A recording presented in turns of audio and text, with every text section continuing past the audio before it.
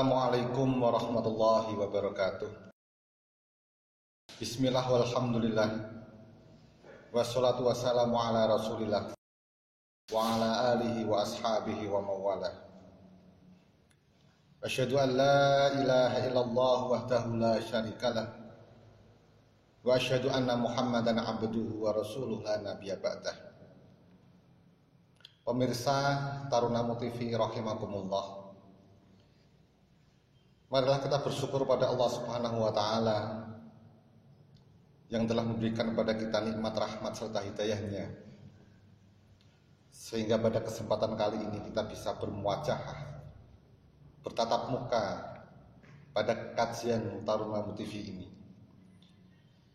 Sholawat serta salam semoga senantiasa tercurahkan pada Nabi kita Muhammad SAW beserta sahabat, keluarga, dan pengikut beliau yang senantiasa istiqomah dengan ajaran beliau. Amin ya rabbal alamin.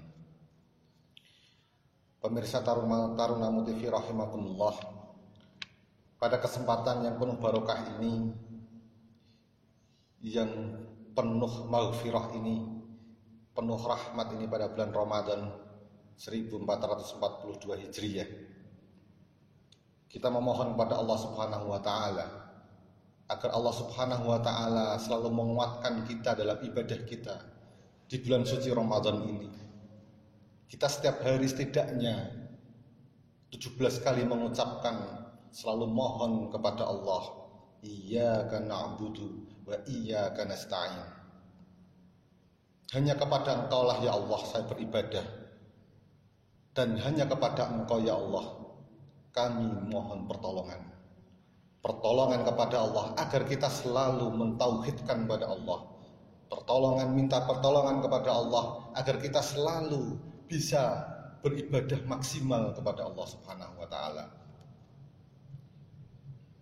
Jamaah Tarunamu TV rahimakumullah, pada kesempatan kali ini saya akan membacakan sebuah hadis yang cukup mulia dari sahabat Abu Hurairah, riwayat muttafaqun alaih.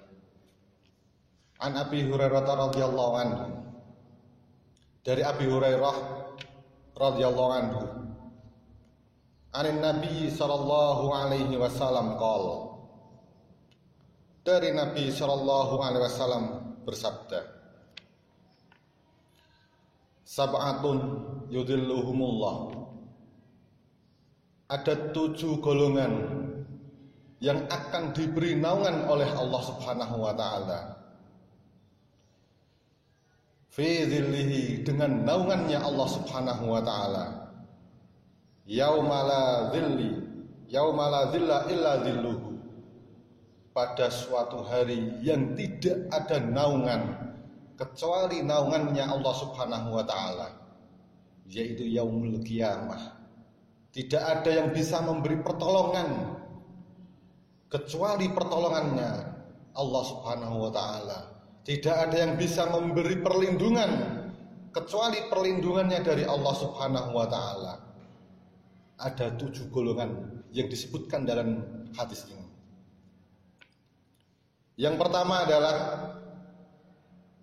al-imamul adil, pemimpin yang adil, raja yang adil, presiden yang mampu adil, presiden yang bisa mengemban amanahnya, pemimpin yang bisa mengemban amanahnya sesuai tugas pokok dan fungsinya, sehingga bisa berlaku adil pada rakyatnya, sehingga terwujud baldatun thayyibun wa rabbun ghafur, sebuah negeri yang diberikan maghfirah, yang makmur.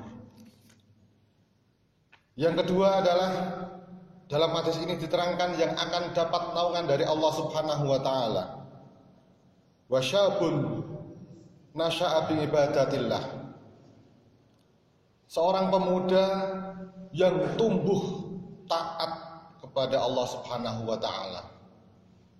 Hadis ini mengatakan syabun, seorang pemuda, seorang remaja. Kenapa kok tidak orang tua? Karena pemuda itu cenderung keinginan dunianya sangat tinggi. Seorang pemuda itu cenderung ingin berfoya-foya. Seorang remaja pemuda itu ingin cenderung bermain-main, cenderung bergurau-gurau, kadang-kadang lupa dengan taat kepada Allah Subhanahu wa taala. Kecenderungan dunianya sangat tinggi. Itulah seorang pemuda. Akan tetapi ini ada spesial. Siapa pemuda yang dapat naungan? Yaitu pemuda yang tumbuh taat kepada Allah Subhanahu wa taala. Pemuda yang berbakti kepada orang tua. Pemuda yang saat mendengar azan subuh dia mengerjakan sholat fajar. Pemuda yang malam harinya qiyamul lail, sholat tahajud, bermunajat kepada Allah Subhanahu wa taala. Pemuda yang gemar sedekah. Inilah pemuda yang tumbuh taat kepada Allah. Pemuda yang saat mudanya berusaha menghafalkan Al-Qur'an. Pemuda yang saat mudanya rajin membaca Al-Qur'an. Tumbuh taat kepada Allah Subhanahu wa taala. Kemudian orang yang akan dapat naungan di sisi Allah pada hari kiamat adalah yang ketiga. Rajulun qalbuhu mu'allaqun fil masajid. Seseorang baik muda maupun tua yang hatinya selalu mengingat masjid, selalu memikirkan masjid. Dalam penjelasan hadis ini diterangkan bahwa siapa toh yang seorang yang selalu dikaitkan dengan masjid. Yang pertama, penjelasan hadis ini yang pertama, seseorang yang menunggu sholat satu dengan sholat yang lainnya, sholat fardu satu dengan fardu lainnya. Contoh sholat maghrib, menunggu sholat isya untuk menuntut ilmu, untuk menghadiri majelis taklim, menunggu isya antara sholat maghrib dan isya untuk membaca Al-Quran dan lain sebagainya. Ini yang penjelasan yang pertama. Yang kedua, bisa dikatakan orang yang terkait selalu memikirkan masjid adalah orang yang selalu berpikir bagaimana masjid ini makmur, kegiatan apa supaya masjid ini makmur. Itulah orang yang selalu menginginkan hatinya selalu terpaut dengan masjid. Yang ketiga, seseorang yang ketika mendengar azan hayya 'alas shalah, dia saat bekerja, dia saat menyopir dan sebagainya, turun segera menuju masjid untuk mengerjakan sholat berjamaah. Selanjutnya yang keempat adalah warujulani tahabba fillah. Dua orang pemuda yang saling cinta mencintai di jalan Allah. Ijtama'a alaihi. Dia berkumpul bersamanya juga karena Allah. Wa tafarraqa alaihi. Dia berpisah pun juga karena Allah. Dalam penjelasan hadis ini diterangkan bahwa pemuda yang saling mencintai karena Allah, berpisah karena Allah, bertemu juga karena Allah, itu adalah pemuda yang berkumpul karena tingkat kesolehannya, berteman karena kesolehannya, berteman karena ketaatan kepada Allah, bukan berteman gara-gara punya harta, bukan berteman gara-gara punya tahta jabatan, tidak, tapi murni karena Allah Subhanahu wa ta'ala. Kemudian yang kelima, warajulun da'athu imra'atin dzatu mansibin wa jamalin. Seseorang yang digoda oleh wanita yang memiliki keturunan yang baik, seorang bangsawan dan cantik, untuk berbuat serong, untuk berbuat zina. Tapi pemuda tersebut mengatakan, ini akhafullah, saya betul-betul takut kepada Allah Subhanahu wa ta'ala.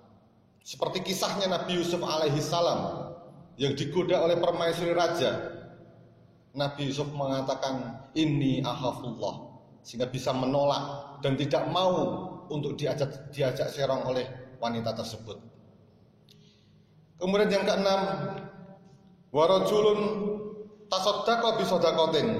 Seseorang yang bersedekah dengan suatu sedekah, fa'ahfaha, dengan sembunyi-sembunyi, hatta la ta'lama shimaluhu ma tunfiqu yaminuhu, sampai dikatakan tangan kirinya tidak tahu apa yang diinfakkan oleh tangan kanannya. Dia bersembunyi karena menjaga dari riya. Dia bersembunyi karena menjaga dilihat orang lain supaya ikhlasnya betul-betul sangat ikhlas. Yang terakhir, yang ketujuh, yang dapat naungan dari Allah Subhanahu wa taala di hari kiamat adalah warajulun dzakarallaha khalian fafadat ainahu. Seseorang yang zikir kepada Allah dalam keadaan sepi sampai dia meneteskan air mata. Dia bermunajat kepada Allah, berzikir kepada Allah, mengingat, merenungkan keagungan Allah Subhanahu wa taala sampai dia meneteskan air mata.